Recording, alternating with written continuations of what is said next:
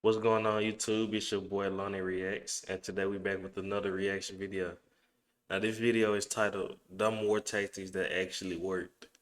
Now I'm excited to see what tactics will be on here. Um I'm trying to think of some that might be on here before I even jump into the video.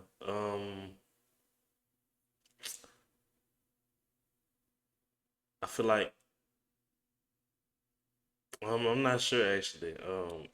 I'm not gonna say too much. Let's just jump into the video.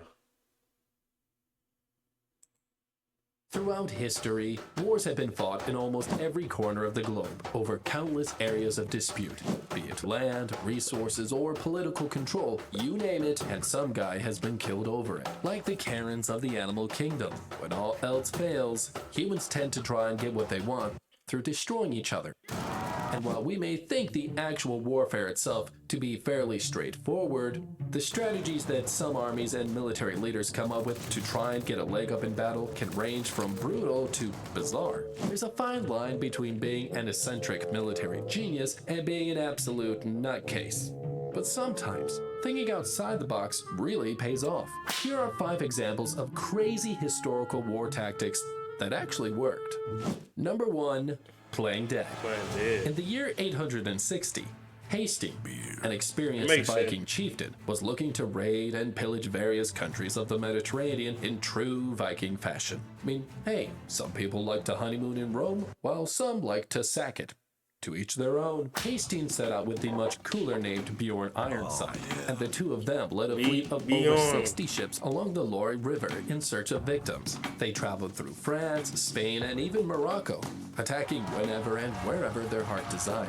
Their vacation of murder had varied success. Hastings and Bjorn actually were defeated during their first couple of raids before eventually getting the hang of it. Pillaging has a learning curve, you know, but the two eventually made their way to Italy. And what they thought was Rome, Hastings, thinking Rome to be the ultimate prize, tried to think of a way to gain access to the city in order to sack it from the inside out. Knowing that the Romans were extremely devout Christians, he hatched a plan. Hastings ordered his men to carry him in a stretcher up to the city gates. He told the guards that he was close to death and wished to be converted to Christianity in order to be saved. According to other accounts, he actually played dead on the stretcher after having told the officials that he wanted to convert the day before.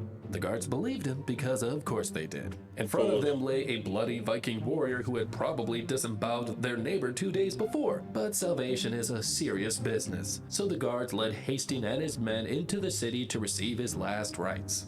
Once inside the border, surprise, surprise, Hastings leapt from the stretcher and began butchering everyone in sight. The cherry on top of all of this wasn't even Rome. It was Luna, a mere 270 miles north of Rome. Oh well.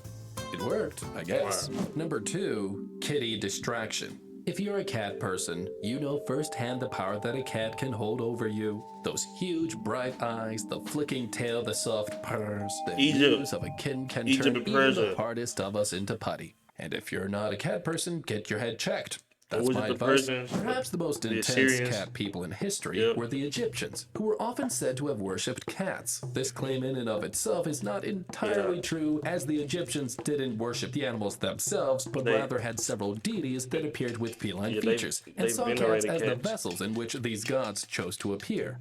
That being said, cats have always been a huge part of Egyptian civilization and hold extremely high status even today. King Cambyses II of Persia exploited this reverence for the feline persuasion when he aimed to take the Egyptian city of Pelusium in 525 BCE. While the Persian advance in and of itself was a force to be reckoned with, it seemed at first like the Egyptians were successfully keeping Cambyses at bay. That is, however, until Cambyses switched tactics. He had the image of the feline goddess Bastet painted on his men's shields, but took things one step further by actually putting cats out on the front lines with his soldiers, along with other animals like sheep, dogs, and ibises. Considering I can't even get my cat to come towards me when I say its name for the millionth time, I'm not sure how Cambyses got a horde of cats to fight for the Persians. Nevertheless, since the Egyptians held Basset, cats, and some of these other animals in such high regard, they didn't want to fight.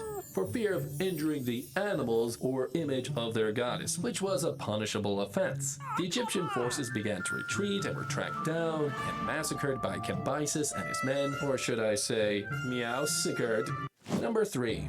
The Corvus, aka a big-ass ramp. The First Punic War, taking place from 264 to 241 BCE, was the first of a series of battles lasting over 100 years, which pit the Romans against the Carthaginians as the two world superpowers battled for supremacy in the Mediterranean. The First Punic War is the longest continuous conflict and the greatest naval war in antiquity, and most of the fighting took place on the island of Sicily and its surrounding waters. During this time, the Roman army was noted for being extremely skilled in land-based combat, but their navy was inexperienced and ill-equipped compared to the formidable navy of Carthage. So to get around this, the Romans developed what was called a corvus. The corvus was essentially just a huge piece of wood with a spike on the underside. I could have invented that, but anyway, the idea was simple. The Romans would get into range of the Carthaginian ships and deploy the corvus, which would span the gap between the two ships. Once the corvus was hooked onto the Carthaginian ship, the Romans would hop up and use it as a bridge to get from one ship to the other. I like to imagine them skipping, but that's just me, and they turned what was initially a battle at sea into a battle on foot, which led them to easily slaughter the Carthaginians. While the corvus had its drawbacks, like it was clunky and lowered the stability of the Roman vessels, and not to mention lifting a gigantic slab of wood and getting it to fit perfectly on the edge of a moving enemy ship happened to be rather difficult. It proved to be an effective tool for the Roman forces and gave them a leg up in the earlier years of the Punic Wars. And after immense losses on both sides, the Romans found victory in the First Punic War, in no small part due to the corvus.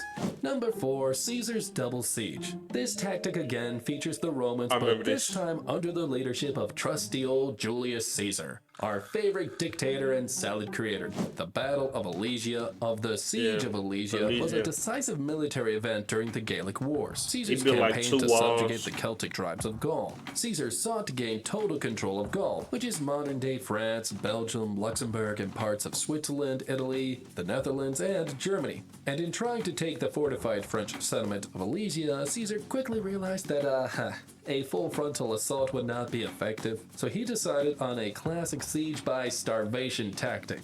And what you do is you block your enemy inside their walls, keeping any sort of reinforcements, supplies, and provisions outside. Eventually, the enemy runs out of food and surrenders without anyone having to lift a finger or take a spear to the chest. Caesar constructed the first set of borders, called a contravallation, around Alesia, and ordered that nothing and no one could enter or exit the city. The border was complete with infantry camps, watchtowers, and cavalry, and the siege had officially begun.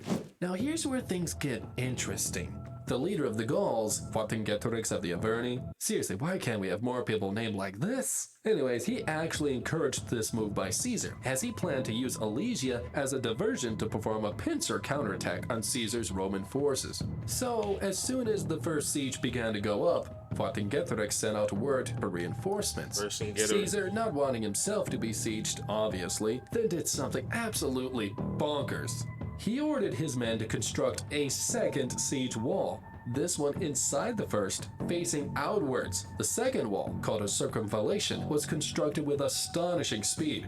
And now the city of Alesia faced a violent sandwich of Roman forces right outside its doors, and the reinforcements coming to protect the Gauls would have to break through 2 Roman sieges. And while the battle waged on for some time, eventually Caesar won out, with Vercingetorix surrendering to avoid total starvation. This move was seen as one of Caesar's best chef's kiss military victories, as it put an end to the Gallic Wars and gave Caesar total control over Gaul. Number 5. Flaming Camels. Stay with me here. Timur, or Tamerlane, was a Turco-Mongol conqueror who was the founder and leader of the Timurid Empire, located in Central Asia and parts of the modern-day Middle East. Timur was an undefeated commander and was also known as being one of the most brutal and deadly military tacticians of all time. He sounds fun at parties. One of Timur's biggest conquests was his pillaging of India, specifically the Battle of Delhi in 1398. Timur and his forces sought to take Delhi and dismantle the Delhi Sultanate, the dominant empire that stretched over large parts of India. During the Battle of Delhi, Timur and his forces, riding on camels, encountered an Indian army that included over 100 elephants armed with chain armor and poisoned tusks. Like, this is seriously some Lord of the It's Rings insane. stuff. Because, like, how in the 1300s an army was able to train elephants, let alone put them in armor and weaponize their tusks, is beyond me. But that's a different story. As one would probably expect, in a matchup between camels and elephants, elephants probably have the upper hand, and Timur's men were, to put it plainly, scared shitless. They had no shit left in them with the thought of being trampled by poisonous elephants. Timur, though, the sadistic mastermind that he was, found a way to use what he had on hand. He ordered his men off their camels and began to load the camels with as much wood and hay as they could carry. Bear with me here because it gets really freaky. After the camels were properly weighed down, Timur lit them on fire and prodded them towards enemy lines. Timur clearly didn't have the respect for animals like the earlier mentioned Egyptians, but hey, I guess you don't gain reputation as one of history's most bloodthirsty military minds by being a softie now, do ya?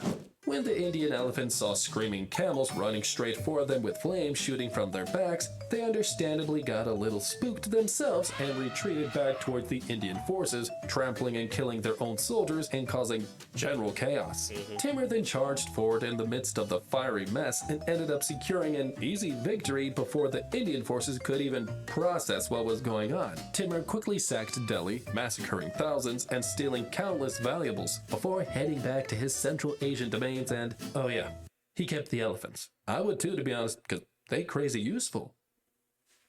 Well, I'm really not sure how Here that are 5 hammer more tactic dumb. worked, but I mean it worked. So say this what I like about history though. Just dumb shit work a lot. Like a lot of empires fall through dumb shit. A lot of battles are lost through dumb shit.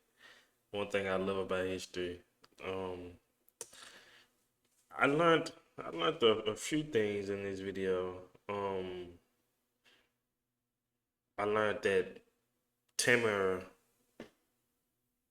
did that. I don't really know too much about Tamara. I just know that he basically saw himself as like what a descendant of Genghis Khan, and he just started conquering around that what in the Tibetan plateau, or the Ishka, something like that. He just started conquering around that area and carved up a little large empire. Um, so yeah, I learned a little something about Timur. I didn't really know too much about him, only the name and the prestige. But it was a pretty good video as usual about Series History. And if you like this video, subscribe and like it, and I'll see you next time.